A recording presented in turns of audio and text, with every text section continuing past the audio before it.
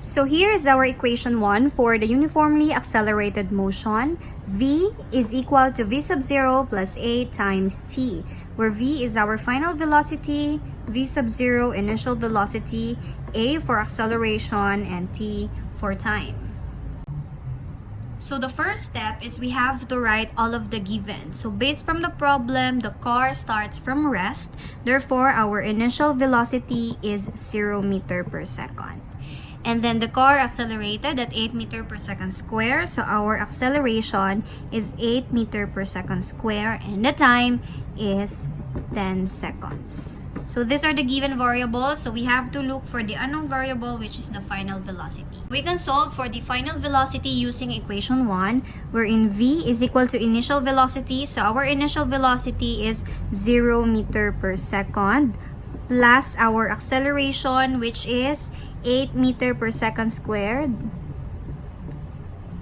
times the time, which is 10 seconds. Let me just solve this one using your cycle. You can just write 0 plus 8 times 10. We have 80 meter per second. So our final velocity is 80 meter per second.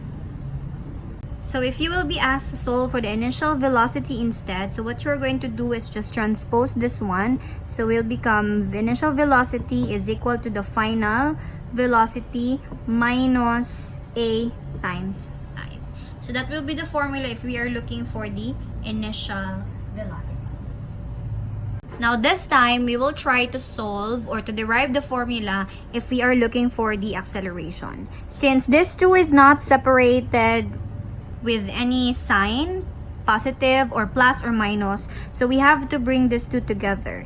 A, t is equal to V, so change equal into minus. So we have V minus initial velocity.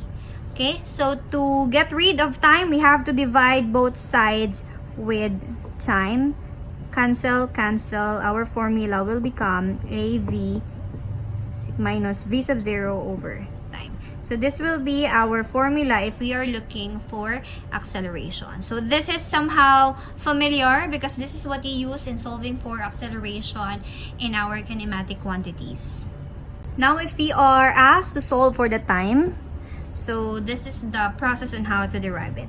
Since this two is not separated with a positive or a plus or minus, so we have to bring these two together. So we have A t is equal to V. Again, change this one into minus because we have transposed the variables. So we have AT is equal to V minus V sub 0. So to get rid of acceleration, para maiwan lang yung t, we have to divide both sides with A.